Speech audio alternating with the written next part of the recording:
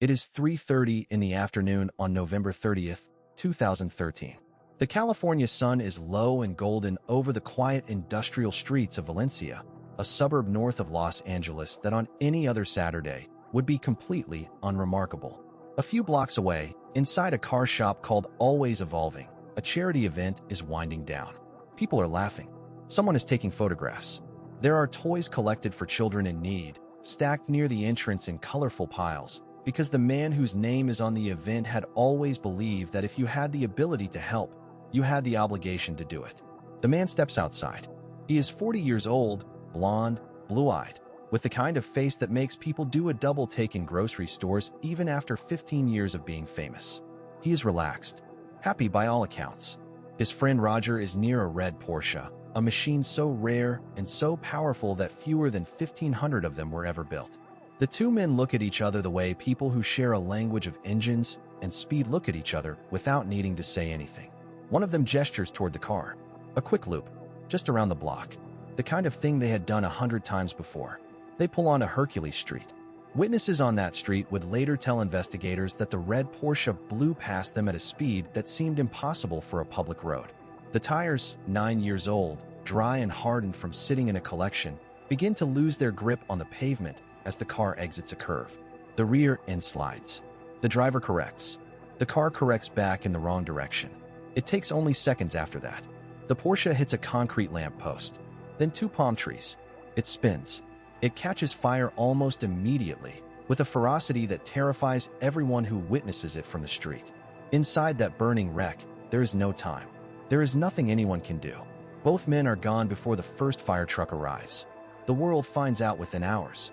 And it will never quite make sense to most people who love Paul Walker, because in a life so full of genuine warmth, of real generosity, of a humanity that his co-stars and his friends, and even strangers who met him once have described with almost identical words, the idea that it ended like this. In a flash of fire on a quiet California street on a day he had spent raising money for typhoon victims on the other side of the world, feels like the cruelest possible punchline to the wrong story. But the truth behind what actually happened on that street, and why, is more complicated, more layered, and more human than the headlines ever captured. And to understand it fully, you have to understand the man. Not the movie star, not Brian O'Connor. The actual man. Where he came from, what drove him, what he was afraid of, and what he was quietly becoming in the years just before he died. If this story matters to you, hit like right now, because this one deserves to be told all the way through. Paul William Walker IV was born on September 12, 1973, in Glendale, California, the oldest of 5 children in a household that believed in hard work, faith, and family above everything else. His father, Paul Walker III, was a sewer contractor and former amateur boxer, a 2-time Golden Gloves champion who had learned early that the world rewards discipline and punishes softness. His mother, Cheryl, was a fashion model. The family was raised in the Mormon faith, which shaped Walker's earliest understanding of what a life well lived looked like: structured, sacrificial, centered on something larger than oneself.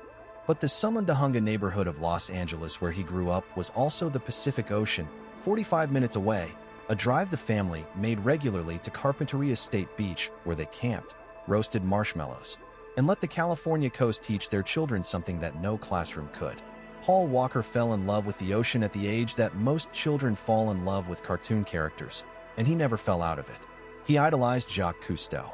He read about marine biology the way other kids read comic books.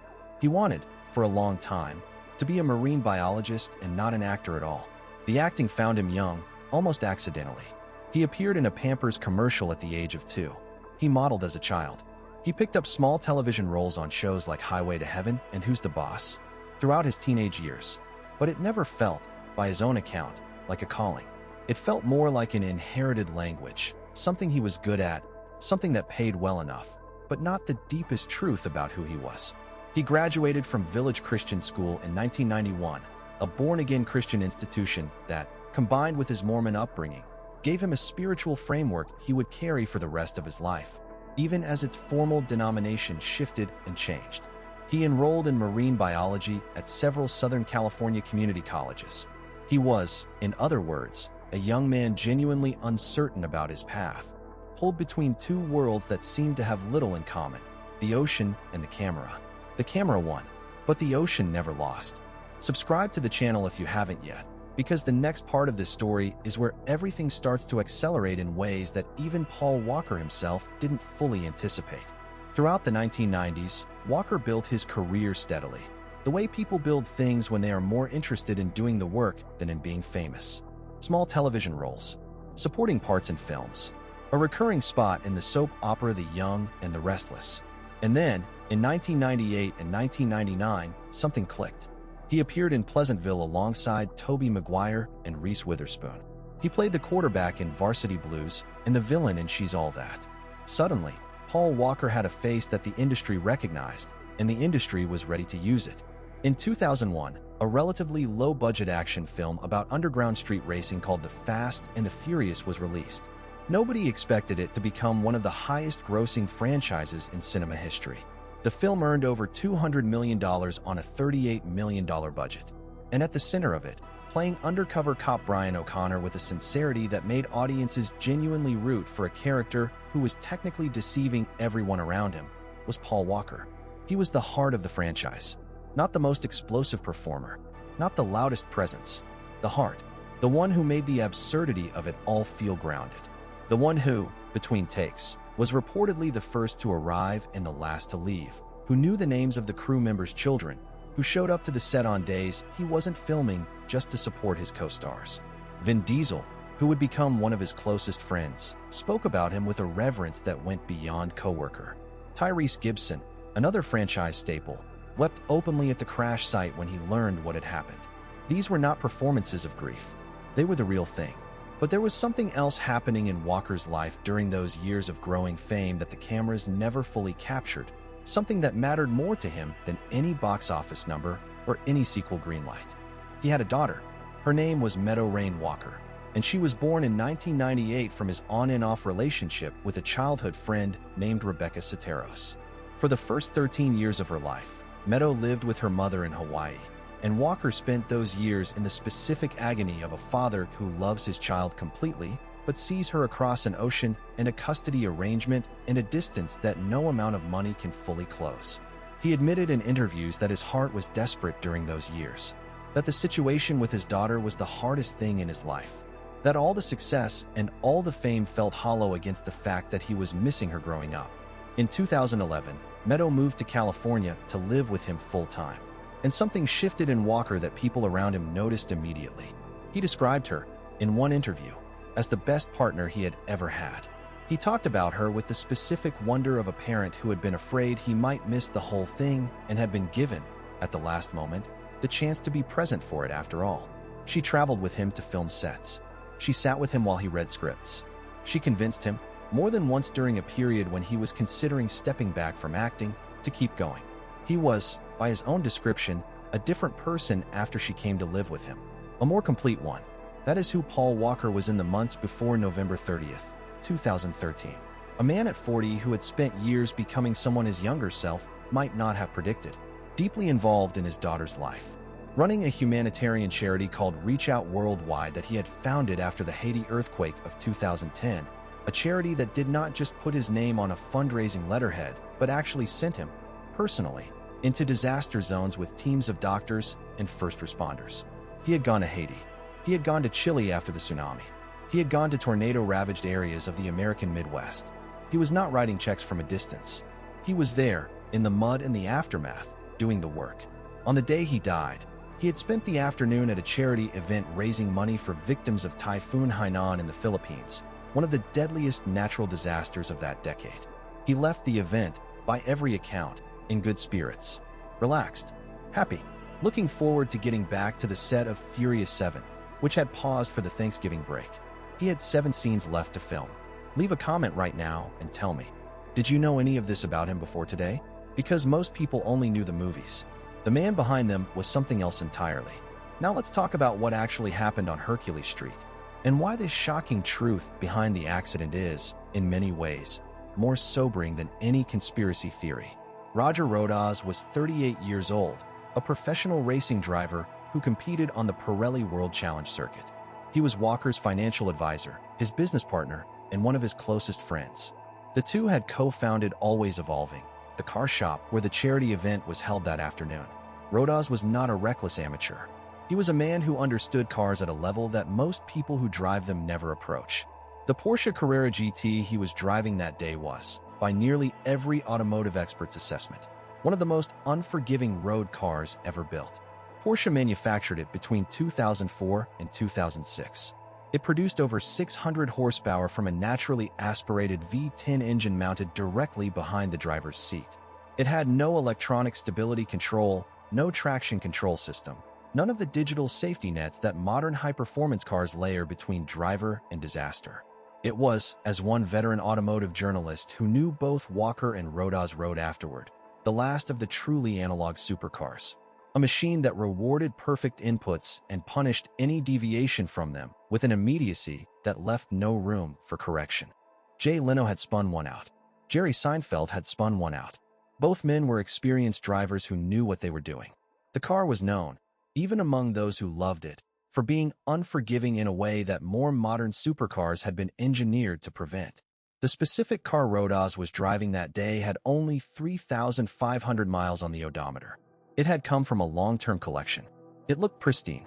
What nobody had checked, what investigators would later identify as a critical contributing factor to the crash, was the tires. They were 9 years old. Rubber degrades over time regardless of miles driven. The chemical compounds that give a tire its grip break down with age, with heat cycling, with exposure to ultraviolet light. Tires that look fine visually can be structurally compromised in ways that only become apparent when they are pushed hard. The original tires on the Carrera GT, according to automotive experts who analyzed the crash, were not great even when they were new. 9 years old, they were dangerous in ways that even an experienced driver had no way of knowing until the moment the car began to slide. Investigators from the Los Angeles County Sheriff's Department and the California Highway Patrol, aided by engineers from Porsche itself who examined the wreckage, spent months reconstructing exactly what happened on Hercules Street. They published their findings in March 2014, for months after the crash. Their conclusions were detailed, methodical, and unambiguous. Site index equals 14-1. Investigators calculated that Rodas was driving between 81 miles per hour and 94 miles per hour when his 2005 Porsche Carrera GT began to drift as it lost control after coming out of a curve. Site. The speed limit on Hercules Street was 45 miles per hour. Site index equals 13-1. Nothing mechanical went wrong to cause the Porsche to leave the wide road. Investigators found no pre-existing conditions that would have caused this collision. Site. No brake failure. No throttle malfunction. No steering defect. No electrical problem. The engineers examined the fuel system, the suspension, every major component of a car that had been burned and mangled in the crash. Site index equals 12-1. The crash investigators also determined the car's tires were about 9 years old, and the vehicle was fitted with an aftermarket exhaust. Site. Speed. Old tires. An unforgiving car on a public road. That was the truth behind the accident. Not a conspiracy. Not foul play. Not a mechanical failure that Porsche or anyone else had concealed. A combination of factors, each one individually manageable, that converged in a single terrible moment on a quiet Saturday afternoon when two men who loved cars took a quick ride that was never supposed to be anything other than that. Site index equals 13-1. Walker and Rodas had no drugs or alcohol in their blood. Both men were wearing seat belts. The airbags deployed as they should have. Site. The lawsuits that followed the crash cut to the heart of a question that the official investigation left open. Even if the speed was the primary cause, would better engineering have saved either man's life? Site index equals 13-1, Walker's attorney said in a statement. The bottom line is that the Porsche Carrera GT is a dangerous car. It doesn't belong on the street. Site. The lawsuit filed by Walker's father and later by his daughter Meadow argued that the vehicle lacked safety features found on well-designed racing cars, including adequate crash cage protection and a properly designed fuel system, features that could have prevented the fire that killed Walker even after impact. Site index equals 16-1. Porsche settled both cases out of court for undisclosed amounts. They never admitted fault. Site. The lawsuit filed by Rodas' widow was dismissed. The court found insufficient evidence to support her claims against the manufacturer. What does the settlement tell us? It tells us, as it always does when a corporation settles without admitting fault, that the answer was complicated enough that neither side wanted 12 jurors to decide it. Whether the Carrera GT's design contributed to the deaths in ways that better engineering could have prevented is a question that Porsche's settlement quietly closed without answering. But here is what the investigation, the lawsuits, and all the forensic evidence combined actually reveal about what happened that afternoon. It was not a freak accident in the sense of something random and unforeseeable striking from nowhere. It was the collision of several specific factors, all of which were in principle knowable. A car known for its difficulty, being driven at twice the legal speed limit, on aged tires that had never been tested under those conditions, by two men who were expert enough to be confident and perhaps, on that particular afternoon, confident enough to push slightly past the margin that confidence allows. There is something in that combination that feels both tragic and deeply human. Not because it excuses anything, but because it describes something true about the way people who love speed and machines and the feeling of controlled risk sometimes cross a line they did not realize was there until the line was behind them. Paul Walker's father had spoken to his son about exactly this.